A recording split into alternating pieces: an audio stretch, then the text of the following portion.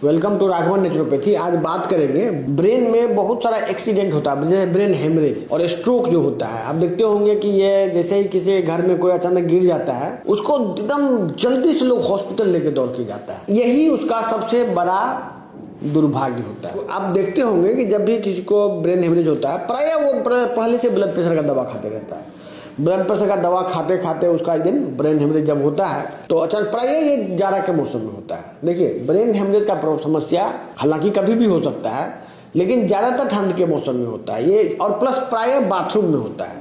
आदमी माथा पर पानी, आजकल जो ऊपर से पानी गिरने का सिस्टम है झरना का, डायरेक्ट माथा पर यदि पानी पड़ेगा तो ब्रेन के अंदर का आर्टरी अचानक सिकुड़ता है ठंड पड़ने से, और उसके बाद वहां पर ब्रेक हो जाता है, फट जाता है। वो फट जाने का कारण उस समय नहीं है, आपका जो आर्टरी है, जैसे कि आप दवाई खा रहे हैं एम्लोडिपिन वगैरह का टाइप का दवा, जो कि आपके ब्लड वेसल्स को क्या कर रहा है, पतला करते जा रहा है। पतला करते करते वो एकदम से फ्रेजाइल हो जाता है और ब्रेक हो जाता है। ठंडा पड़ता है अचानक, उस समय वो ब्रेक होता है और वो ब्लीडिंग होने लग जाता है। इसके बाद जब ब्लीडिंग होता है तो ब्लीडिंग होना कोई बड़ी बात नहीं है। ब्रेन में ब्लीडिंग कई ऐसे भी होता है। ऐसा नहीं है कि ब्रेन में ब्लीडिंग हुआ तो बहुत बड़ी बात है। ये बहुत बड़ी बात नहीं है। ब्रेन के अंदर हेमरेज होना एक आम बात है, और ब्रेन उसके पास काउंटर मैकेनिज्म है, ब्रेन के पास खुद मैकेनिज्म है उसको ठीक करने का। जैसे मान लीजिए, समझिए, ये ब्रेन है, ये ब्रेन में अंदर में स्पेस नहीं है कि ब्लड जमा हो सके। अंदर में ब्रेन बहुत ही डेंस चीज है। देखिए, ब्रेन अंदर से पूरा भरा हुआ रहता है, खाली जगह नहीं रहता इसमें। लेकिन ओल्ड एज में, बुढ़ापा में ब्रेन का वॉल्यूम भी घट जाता है, ब्रेन का साइज भी घट जाता है, तब अंदर में स्पेस बन जाता है। और जब ब्लीडिंग होता है तो वो ज्यादा ब्लीडिंग, मतलब ज्यादा बड़ा ब्लीडिंग दिखता है। ब्लीडिंग का बड़ा होना या छोटा होना का कोई मीनिंग नहीं है। यदि किसी को बड़ा ब्लीडिंग है, किसी को छोटा ब्लीडिंग है, ऐसा नहीं है कि ज्यादा बड़ा ब्लीडिंग है तो ज्यादा सीरियस है, और कम ब्लीडिंग है तो कम सीरियस है। ये सब लोगों को बेवकूफ बनाने के लिए वहां का डॉक्टर बोलता है। बेसिकली ब्रेन में जिसका जितना स्पेस है उतना बड़ा ब्लीडिंग होगा, और जब ब्लीडिंग होगा तो ब्लीडिंग के प्रेशर से ही ब्लीडिंग बंद हो जाता है। लोग को डराया जाता है कि बहुत बड़ा ब्लीडिंग हो गया, ब्लीडिंग इमीडिएट आपको ब्रेन खोलना पड़ेगा, नहीं तो फिर आपका फलना हो जाएगा, पैरालिसिस मार देगा। ये सब बात बताया जाता है। लेकिन ये सब बात बताया जाता है, वहां तक तो ठीक है, लेकिन बहुत आदमी का ऑपरेशन कर दिया जाता है। यदि वैसे समय में जब आपका ब्रेन में कोई ब्लीडिंग हुआ है या कोई भी इवेंट हुआ है, खास करके ब्लॉकेज भी हुआ है, यदि उस समय आपका ब्रेन को कोई ऑपरेट कर देता है तो आपका पैरालिसिस मारना 100% तय हो गया। क्योंकि जैसे कि मान लीजिए ब्लड वेसल्स है, यहाँ फट गया, यहाँ पर ब्लीडिंग जमा हुआ, तो ये प्रेशर जो डालेगा, ब्लड खुद प्रेशर डालेगा तो ब्लीडिंग बंद हो जाएगा। जब ब्लीडिंग बंद होगा तो 21 दिन 25 दिन के बाद ये क्लॉट खुद ब खुद रिजॉल्व हो जाता है। इसका खुद का मैकेनिज्म है हर एक चीज का।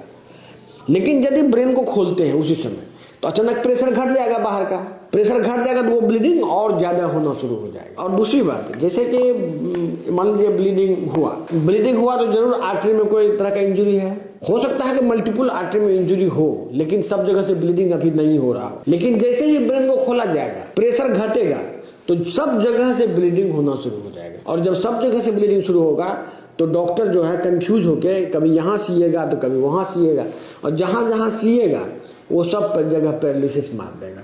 क्योंकि ब्रेन जो है को आप जहां जहां टच करेंगे वो सब स्ट्रक्चर खत्म हो जाएगा, और फिर उसके जो इवेंट नीचे आता है वेसल्स, उस पर पैरालिसिस मार देगा। क्योंकि ब्रेन ही सब चीज को कंट्रोल करता है। यदि आप ब्रेन को छेड़छाड़ करते हैं, खोलते हैं, और उसके बाद ब्लड वेसल्स को सीते हैं और मल्टीपल जगह से ब्लीडिंग होने लग जाता है और सबको बंद करना कोशिश करेंगे, आपका पूरा शरीर पैरालाइज हो जाएगा। तो मैं ये कहना चाहता हूँ, आप फिर से समझिए बात को। ब्रेन हेमरेज होना एक आम बात है, ब्रेन हेमरेज बहुत बड़ी बात नहीं है। प्लस ब्रेन हेमरेज यदि किसी को होता है तो वो किसी न किसी तरह का दवाई की वजह से होता है। आजकल तो कॉमनली लोग एस्पिरिन खा रहे हैं, एस्पिरिन, और एस्पिरिन से भी ब्रेन हेमरेज होता है। इसके बाद एम्लोडिपिन सबसे बड़ा कल्प्रिट है, एम्लोडिपिन, उससे ब्रेन हेमरेज होता है। तो वो जो हेमरेज हो जाए यदि मान लीजिए, तो आपको घर में बैठे रहना है, और ब्लीडिंग बंद करने का जो दूसरा उपाय है, खास करके हरा चीज का साग, हरा जो चीज होता है, हरा पत्ता जो होता है, उसमें विटामिन के होता है, वो क्लॉटिंग करता है बॉडी में, तो उसका जो इफेक्ट है वो बहुत फास्ट है। इवन वो क्लॉटिंग भी करता है और प्लस ये ब्लॉकेज को खोलता भी है, दोनों चीज़ करता है। क्लॉट को रिजॉल्व भी करने में मदद करता है, मल्टीपल एक्शन है उसका। तो बिना ब्रेन को खोले जितना आसानी से ये ठीक हो सकता है वैसा आपको ऑपरेशन से नहीं हो सकता है। इसीलिए यदि आपको कोई डॉक्टर बोलता है, कोई कितना भी बड़ा न्यूरोलॉजिस्ट हो, सब बेवकूफ़ बनाता है, आपको बोलेगा कि ब्रेन खोलिए। हम अपने ही प्रैक्टिस में कम से कम 25-30 आदमी को देखे हुए हैं कि जिसका ब्रेन खोला वो सब पैरालिसिस पड़ा हुआ है। तो ये सब वीडियो हम लोग जो बना रहे हैं, वीडियो बनाने का सिर्फ एक ही पर्पस है कि आप सच्चाई को जानिए। आज से मेडिकल साइंस जो था, मेडिकल साइंस में ये उद्देश्य था कि यहाँ पर से लोग साइंटिस्ट लोग डेवलप करेगा, साइंस पर आधारित ये उपचार होगा। लेकिन एलोपैथिक में विज्ञान का कोई रोल नहीं है। कोई भी डॉक्टर रिसर्च नहीं कर रहा है। डॉक्टर, जितना भी डॉक्टर आप देख रहे हैं, उसको एमआर आके दवाई सिखा रहा है। एमआर को दवा कौन सिखा रहा है? तो उसका वहाँ का किरानी, दवा कंपनी का किरानी जो होता है, जो मैट्रिक पास या इंटर पास होता है, उसको ट्रेनिंग दे रहा है एमआर को, और एमआर डॉक्टर को दवाई बता रहा है कि ये रिसर्च हुआ, वो रिसर्च हुआ। रिसर्च करने वाला कौन है? किसी को पता नहीं। तो ये जो त्रासदी हो रहा है लोगों के स्वास्थ्य के साथ in the name of research, इसको आप गहराई से समझिए। ये वीडियो बनाने का पर्पस यही है। आपको बीमारी, कठिन बीमारी के नाम पे और कॉम्प्लिकेट बीमारी के नाम पे, इमरजेंसी के नाम पे काफ़ी लोगों के साथ नाइंसाफ़ी हो रहा है। जो बीमारी ठीक हो सकता था उसमें लोग पैरालिसिस मार रहा है।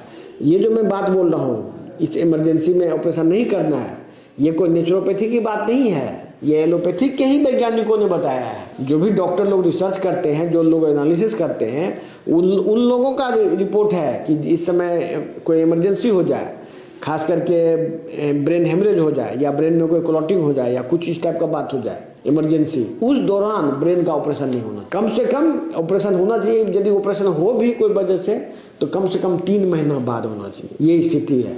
तो ये वीडियो को ज़्यादा से ज़्यादा लोगों तक शेयर कीजिए। और जिन लोगों को ब्रेन में कोई भी बीमारी है, ये तो हेमरेज की बात हुई, लेकिन किसी का ब्रेन में यादाश्त कम है, किसी को देह कांपता है, आप देखते होंगे, चलने पर अचानक ही डिप्रेशन हो जाता है, चलने का कोशिश करता है तो वो अचानक ही वो डर जाता है आदमी। पार्किंसन डिजीज बोलते हैं इसको। आदमी चलना चाहता है तो देह कांपने लगता है, तो पार्किंसन डिजीज हुआ। और भी मोटर न्यूरॉन डिजीज है। ब्रेन में बहुत सारा रोग है जिसमें पैरालिसिस होता है। और जितना भी ब्रेन का बीमारी है सबको लाइलाज बनाए हुए है। अभी प्रेजेंट एलोपैथी जो है ब्रेन के हर एक बीमारी को लाइलाज बनाए हुए है। क्यों? क्योंकि ब्रेन का कोई इलाज वहाँ पर डेवलप ही नहीं हुआ। और वो लोग जो दवाई बेच रहा है, बेसिकली कोई तरह का एंटी डिप्रेसेंट या जो ब्रेन को बंद करने का दवाई जो सब चल रहा है, उससे ब्रेन ठीक नहीं हो रहा है किसी का। आप समझिए, ये बेसिकली डेवलप हुआ था पागल का इलाज के लिए। कुछ दवाई बना था आज से 100 साल पहले, 100 साल पहले, अभी नहीं, अभी से 100 साल पहले। पागलपन का जब दौरा पड़ता था तो उसको शांत करने के लिए ट्रांकुलाइजर दवाई बना था। वही ट्रांकुलाइजर जंगल में भी यूज होता है हाथी उथी को कंट्रोल करने के लिए। उसी ट्रांकुलाइजर का अलग अलग फॉर्म है अभी का दवाई में कोई तरह का रिसर्च नहीं हो रहा है, ना ही कोई रिसर्च हुआ, ना ही कोई विज्ञान है, ना कोई वैज्ञानिक है। ये झूठ कहा जाता है कि विज्ञान का ये वैज्ञानिक हम लोगों के पास है।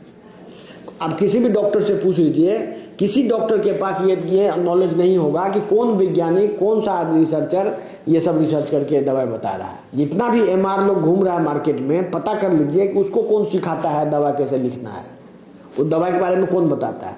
तो दवा कंपनी का किरानी एमआर को सिखाता है, एमआर डॉक्टर को बताता है। यही साइकिल चल रहा है।